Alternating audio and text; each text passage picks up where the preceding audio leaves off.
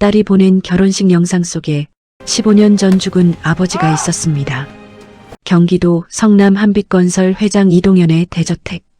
이른 새벽 5시 윤수님은 무릎을 꿇고 현관 대리석 바닥을 걸레로 닦고 있었다.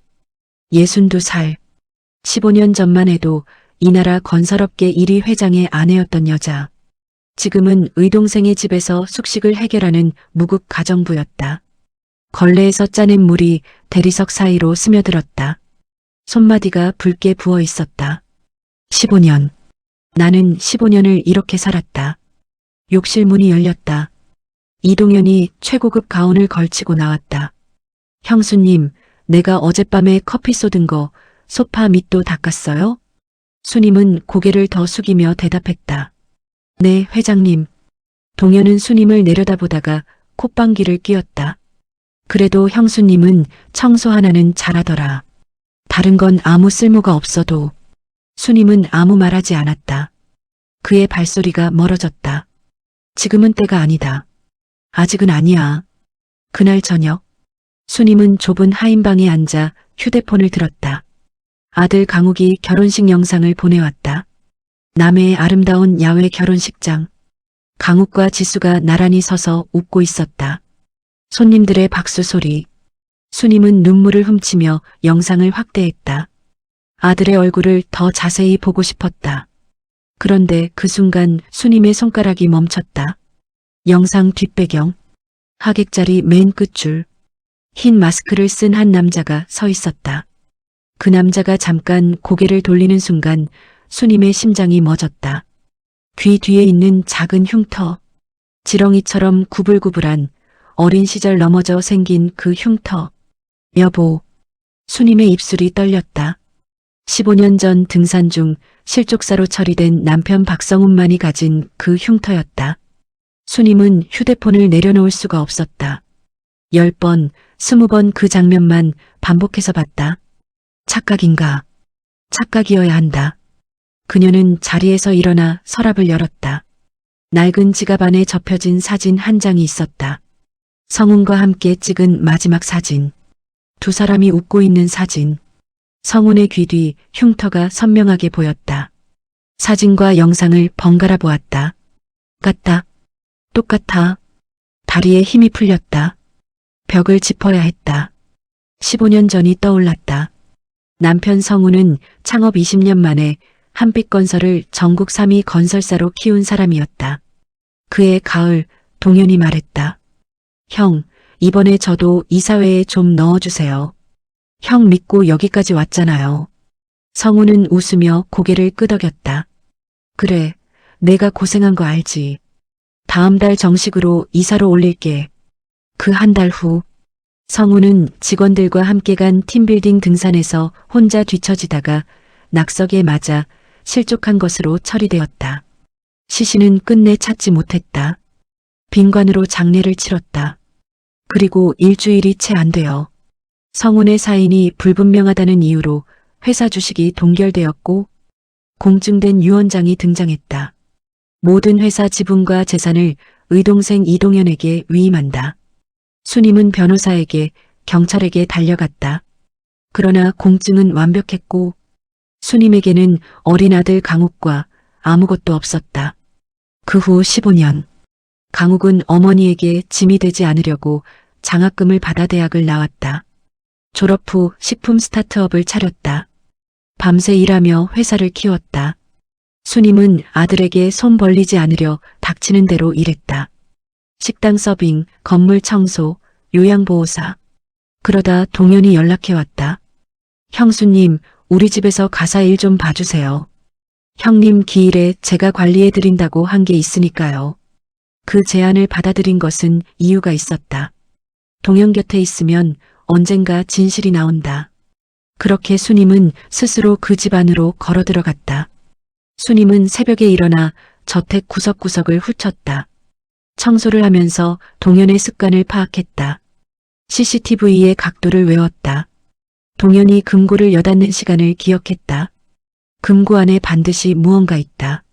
15년 전 그날의 증거가. 이분이 누군지 아세요, 어머님? 지수가 꺼낸 사진 속에는 안경을 쓴 중년 남자가 찍혀 있었다. 한빛건설 박 이사님 아니세요? 15년 전에 동현 씨한테 쫓겨난. 지수의 눈에서 눈물이 맺혔다. 네, 제 아버지예요. 수님은 충격에 말을 잃었다. 아버지는 동현 회장의 비자금 조성을 발견하셨어요. 감사위원회에 보고하려는 순간 횡령범으로 몰리셨고요. 결백을 호소하다 결국 돌아가셨어요. 처음엔 복수하려고 강욱 씨에게 접근했어요. 그런데 강욱 씨를 만나면서 진심으로 사랑하게 됐어요. 그리고 어머님을 알게 되면서 우리 가족이 같은 사람에게 당했다는 걸 깨달았어요. 수님은 며느리를 품에 안았다. 지수가 노트북 화면을 열었다. 충남 서해안 작은 어촌마을. 한 남자가 그물을 손질하고 있었다. 흰머리가 늘었고 주름이 깊었지만 그 옆모습, 그물을 잡는 왼손의 버릇, 고개를 기울이는 방식, 틀림없이 박성훈이었다.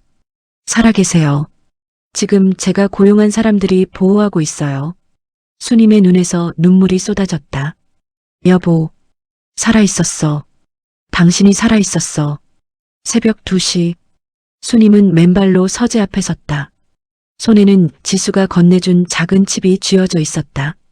성훈, 이제 끝내자. 금고가 열렸다. 서류 봉투 2개와 USB. 이걸로 끝낼 수 있어. 바로 그 순간, 현관에서 소리가 들렸다. 출장을 취소했어요. 동현의 목소리였다. 형수님이 요즘 수상하다는 보고를 받았거든요. 일부러 기다렸어요. 동현이 서류를 빼앗아 찢었다. 그러나 USB는 이미 없었다. 수님이 빼앗기기 직전 입안에 밀어 넣었기 때문이다. USB 어디 있어요? 모르겠어요. 이것만 지키면 된다. 이것만 아들에게 전해주면 된다. 지하 창고, 냉기가 올라오는 시멘트 방. 형수님, 15년을 기다렸어요? 그 끈기는 인정해드려요. 동현이 태블릿 화면을 보여줬다. 병원 복도, 남자들이 강욱의 병실을 향해 걸어가고 있었다. 아들이 요즘 회사 사정이 안 좋던데요. 수님이 발버둥쳤다. 강욱한테 손대지 마. 쾅쾅쾅. 창고 문이 뜯겼다. 강욱이었다. 어머니. 강욱이 뛰어들어와 수님을 끌어안았다. 수님은 떨리는 손을 입으로 가져갔다. 그리고 아들의 손바닥 위에 USB를 올려놓았다. 이거야. 이거면 돼. 강욱의 눈에서 눈물이 흘렀다. 한빛건설 창립 20주년 기념식장. 수백 명의 인사들이 자리를 채웠다. 오늘은 제가 이 회사와 함께 걸어온 20년을 돌아보며 그 순간 메인 조명이 꺼졌다. 대형 스크린이 켜지며 음성 파일이 재생됐다. 성훈이 형 오늘 처리해. 낙성 맞은 것처럼 해줘. 동현의 목소리가 행사장 전체에 울려 퍼졌다. 행사장 정문이 열렸다. 역광 속에 4개의 실루엣. 박성훈이었다. 흰머리가 늘었지만 당당한 어깨. 15년 전 실종 처리되어 빈관으로 장례를 치렀던 그 남편이 2발로 걸어 들어오고 있었다. 성훈이 형? 동현의 다리가 꺾이며 그 자리에 주저앉았다. 수사관들이 단상으로 올라왔다. 이동현 씨, 살인 미수 및 사문서 위조 혐의로 긴급 체포합니다. 차가운 수갑이 동현의 손목에 채워졌다. 수백 개의 카메라 플래시가 터졌다. 수님이 천천히 단상 앞으로 걸어갔다. 끌려 내려오던 동현과 눈이 마주쳤다. 시동생? 바닥을 닦으면서 참 많이 생각했어. 수님의 목소리는 고요했다. 내가 완전히 무너졌다고 믿었겠지? 알아야 했어. 자식을 위해서라면 어미는 지옥불에도 뛰어든다는 걸. 수님의 눈가에 눈물이 맺혔지만 그녀는 끝내 흘리지 않았다. 성훈이 다가와 아무 말 없이 아내의 손을 꽉 잡았다. 15년 만에 다시 잡은 손이었다. 그날 밤 안전한 장소. 수님은 문을 열었다. 안에 한 남자가 서 있었다. 흰머리가 늘었고 얼굴에 주름이 깊어져 있었다. 그러나 그 눈빛만은 수님이 평생 잊을 수 없는 것이었다. 박성훈이었다. 여보. 성훈이 성큼 다가와 아내를 품에 안았다. 혼자서 버티느라 고생 많았소. 아버지. 강욱이 다가왔다. 성훈이 아들의 어깨를 잡았다. 많이 컸구나. 아버지 없이도 이렇게 잘 자라줘서 고맙다. 강욱의 눈에서 눈물이 흘러내렸다. 어릴 때부터 그리워했던 아버지가 눈앞에 있었다. 서해안 선착장, 성훈이 15년을 살았던 그 작은 어촌마을. 두 사람이 나란히 앉아 바다를 보았다. 여기서 15년을 살았어요? 그랬소. 외롭지 않았어요? 성훈이 잠시 바다를 바라보다가 말했다. 당신이랑 강욱이 생각날 때마다 이 바다를 봤소. 바다가 내 쪽에서 당신 쪽으로 이어져 있으니까. 수님의 눈에 눈물이 맺혔다. 이제 집에 가요. 성훈이 아내의 손을 잡았다. 그래. 이제 집에 가자. 저녁. 강욱과 지수가 케이크를 들고 달려왔다. 아버지, 어머니. 저희 결혼 첫 번째 생일이에요. 성훈이 케이크 위 촛불을 불었다. 4개의 잔이 부딪혔다. 우리 가족의 새로운 시작을 위하여. 붉게 물드는 서해 노을 속으로 가족의 웃음소리가 번져나갔다. 15년의 어둠을 지나 마침내 봄이 왔다. 성훈이 숨어 살던 작은 어촌집은 수님의 뜻에 따라 아이들을 위한 쉼터로 바뀌었다. 아이들의 웃음소리가 바다를 가득 채웠다. 그때마다 수님은 생각했다. 고통의 시간들도 결국은 의미가 있었다고. 구독, 좋아요, 꾹꾹 눌러주세요. 복 받으실 거예요.